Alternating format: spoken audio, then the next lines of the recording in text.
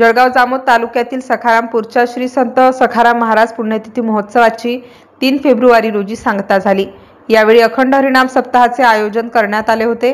अखंड हरिनाम सप्ताहाची सांगता हरिभक्त परायण भास्करगिरी महाराज यांच्या काल्याच्या कीर्तनाने झाली। महाराष्ट्राला वारकरी संप्रदायाची फार मोठी परंपरा आहे। यामध्ये संत सखाराम महाराज, गुरुवर्य श्रीराम महाराज यांचे वारकरी संप्रदायापती फार मोठे योगदान आहे। सर्व धर्म समभावाची शिकवण वारकरी संप्रदायाने महाराष्ट्राला दिली। संतांनी एक त्रिसूत्री सांगितली, ज्याचे त्याने जेव्हाच्या तेव्हा जिथल्या तिथं अशी ही त्रिसूत्री आहे।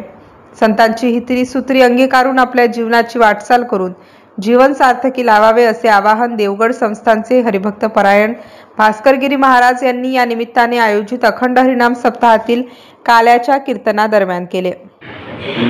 जो करील याची यात्रा तो तारील सकळ ही गोत्रा, सकळ ही कुळे पवित्रा याचे दर्शने होते। या वचनाप्रमाणे, संत वचनाप्रमाणे आज श्री संत सखाराम महाराज यांची ही 78वी पुण्यतिथी सर्व भक्तगणांच्या उपस्थितीमध्ये हरिभक्तीपरायण आदरणीय तुकारामजी महाराज यांच्या मार्गदर्शनाखाली विश्वस्त मंडळ आणि भक्त मंडळ या सर्वांच्या अथक प्रयत्नातून हे सर्व या ठिकाणी सर्वांची व्यवस्था केलेली आहे। यात्रा महोत्सव संतांच्या पुण्यतिथ्या ह्या समाजामध्ये खऱ्या अर्थाने सद्भाव निर्माण करणाऱ्या असतात आणि एकामध्ये जो दुरावा निर्माण होत असतो काही कारणे, तो दुरावा संपुष्टात आणण्याकरता हे यात्रा असतात, पुण्यतिथी असतात।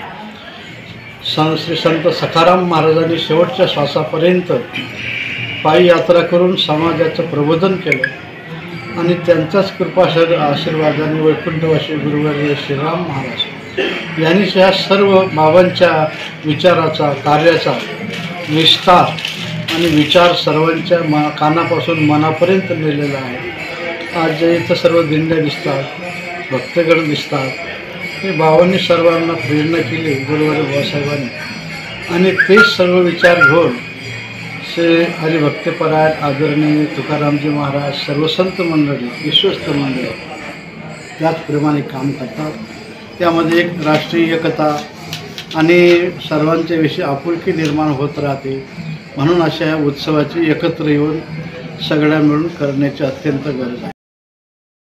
या प्रसंगी हरिभक्त परायण तुकाराम महाराज संस्था व्यवस्थापक दादा पाटील, जळगाव विधानसभा मतदारसंघाचे आमदार डॉक्टर संजय कुटे, काँग्रेसच्या प्रदेश सचिव डॉक्टर स्वातीताई वाकेकर, बाजार समिती सभापती प्रसेनजीत पाटील, उभाटाच्या जयश्री शेळके, शिवसेना संपर्क प्रमुख नरेंद्र खेडेकर, जिल्हा परिषदचे माजी अध्यक्ष प्रकाश पाटील अवसार, भाजपाचे जिल्हाध्यक्ष सचिन बापू देशमुख, दत्ता पाटील, सुनील मोरखडे, शिवसेना तालुकाध्यक्ष गजानन वाघ, काँग्रेस तालुकाध्यक्ष अविनाश उमरकर यांच्यासह प्राथमिक आरोग्य केंद्राचे डॉक्टर कदम यांच्या मार्गदर्शनाखाली यात्रेतील भक्तांना आरोग्य सुविधा मिळावी याकरिता आरोग्य शिबिराचे आयोजन करण्यात आले होते।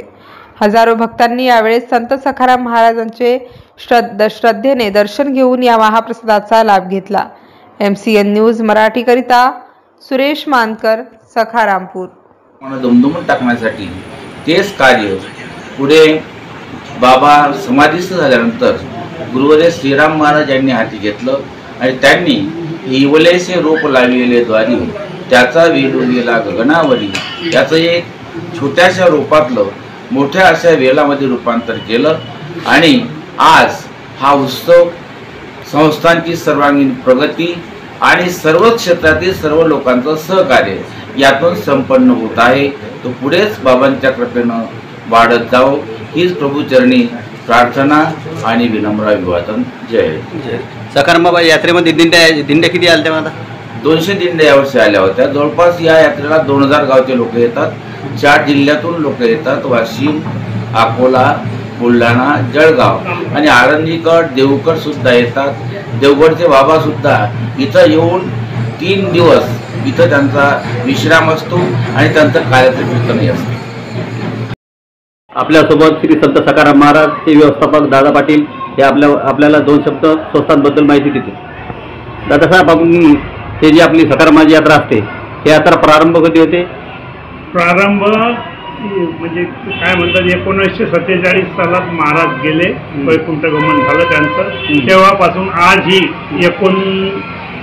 78वा आपण पुण्यतिथी महोत्सव साजरा केलेला आहे. सर्व भक्तांच्या आणि संत तुकाराम महाराजांच्या कृपेमुळे या संस्थांचं वैभव एवढं वाढलं की म्हणजे एक आश्चर्याचा धक्का बसला. आज सुद्धा आपल्या यात्रेमध्ये दिंड्या किती येतात मग आता? या यात्रेमध्ये जवळपास 200 पर्यंत दिंड्या दरवर्षी येतात.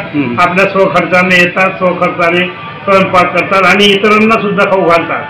तर ज्या काही यात्रेकरूंची व्यवस्था होत नाही, फळावर समजा ओळख नसते, त्याकरता यावर्षी म्हणजे दरवर्षी वजेगाव मंडळी अन्नदानाचं वाटप करत असते. तर तो यात्रेच्या दिवशी पंचमीला होत असते. परंतु गुरुवरे तुकाराम महाराज यांच्या कल्पनेनुसार यावर्षी आता काल्याच्या दिवशी म्हणजे षष्टीला सुद्धा संस्थांतर्फे महाप्रसाद वाटण्यात येत आहे.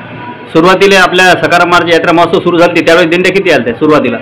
त्यावेळेस नगण्य दिंड्या 5-10 असं वाढत जाऊन आता जे म्हणजे संतांच्या भाषेत सांगायचं म्हणजे इवलेचे रोप लावेले दारी त्याचा वेलू गेला गगनावरी.